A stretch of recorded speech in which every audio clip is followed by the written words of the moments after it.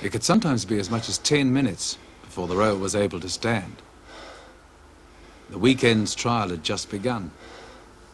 What you're trying to do in your own mind as an athlete is establish priorities, and the number one priority really is to get on the ergometer and set up a good score, because what that does do is make the selectors look at you.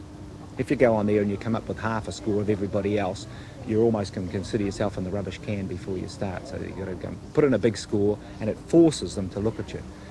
And what you do then is you go out and make sure you spread yourself over the day and a half or the 2 days of rowing in the 8s or 4s or whatever they're going to put you in, and just be careful that you don't blow yourself to bits.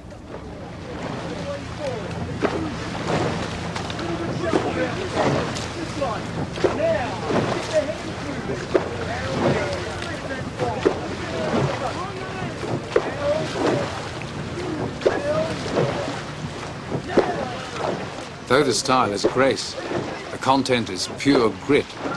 Only the talent of superb oarsmen made it look easy, and present at the trials were some of the best in the world.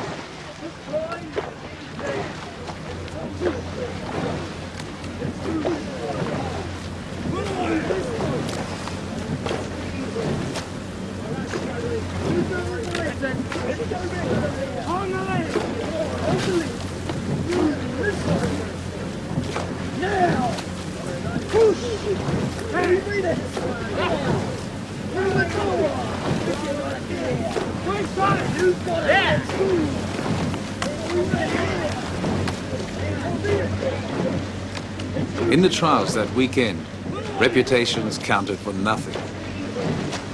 It was Mabbott the selectors worked harder than anyone else.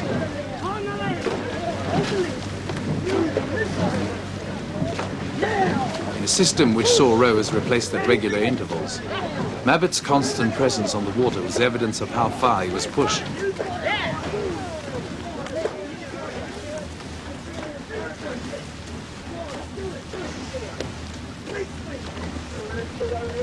Inevitably, the strain would tell. 1 minute.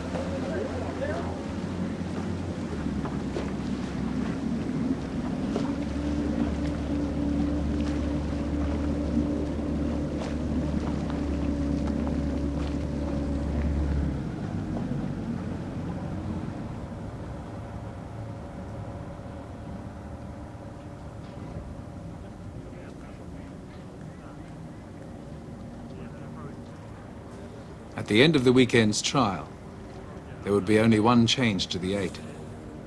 Barry Mabbott was out.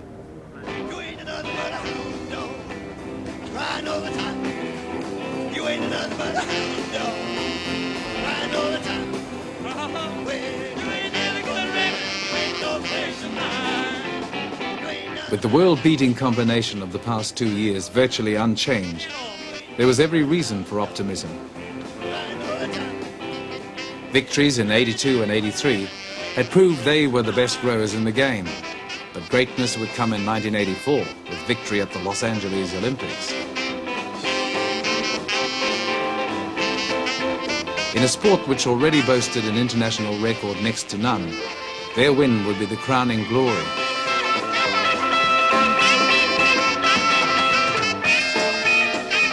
Weeks before they'd even taken their first strokes as the Olympic 8, they were being hailed as New Zealand's best bet for gold. But despite the confidence, there were reminders that only one New Zealand 8 had ever carried off an Olympic gold medal. It had been a 12-year wait in the Olympic arena. There was every reason to believe the wait would soon be over.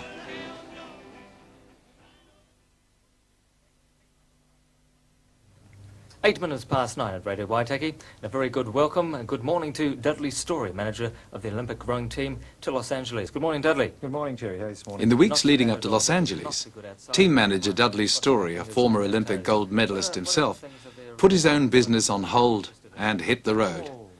A veritable salesman of rowing, he took every opportunity he could to spread the word. What I would really like to see, of course, is 3 million Kiwis getting out of bed at 5 o'clock on Monday, August the 5th, wearing a little Kiwi pin that I hope they'll buy from the Oamaru Rowing Club, and making sure that they can sit there and say, well, come on, Kiwis, if it doesn't look too good for us.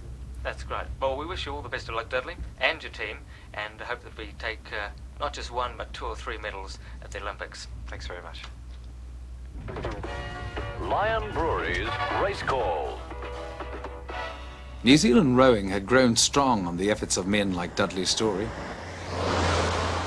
More often than not unpaid, and frequently at considerable personal cost.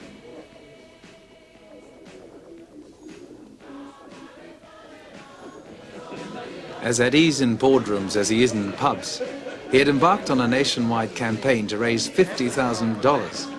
Seemed there was nothing he wouldn't do to help the cause. You have it off the back. Right?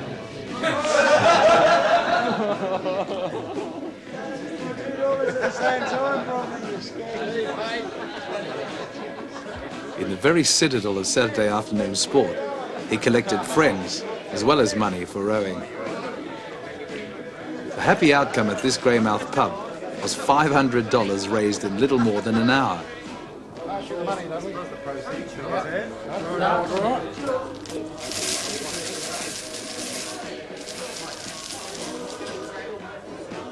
$27.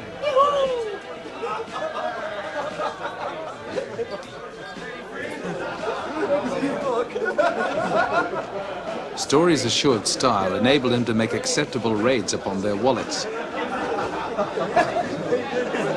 He also left an indelible memory in many a barroom.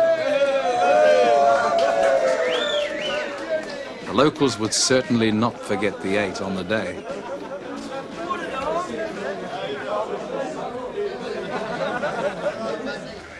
He was not alone in his endeavours. The 8 might be a sporting elite, they were hardly privileged. Training for the Olympics still had to take its place alongside the necessity to make ends meet. For some like Herb Stevenson, combining the two was no easy matter. We unfortunately got not really much to replace it with. I think we're going to have to cut that one. His job as a horticultural advisor kept him in Tauranga where crops and clients required his daily attention. We'll cut that right off there. We could leave that part. As a member of the New Zealand 8, he was also required Cut it off 75 there. kilometres away for But again, training we're on getting Lake a fair way Karapiro. For 2 months, he would have to make the trip each day, after work. They all faced similar pressures. Fitting work around training was a regime they had become used to over the years.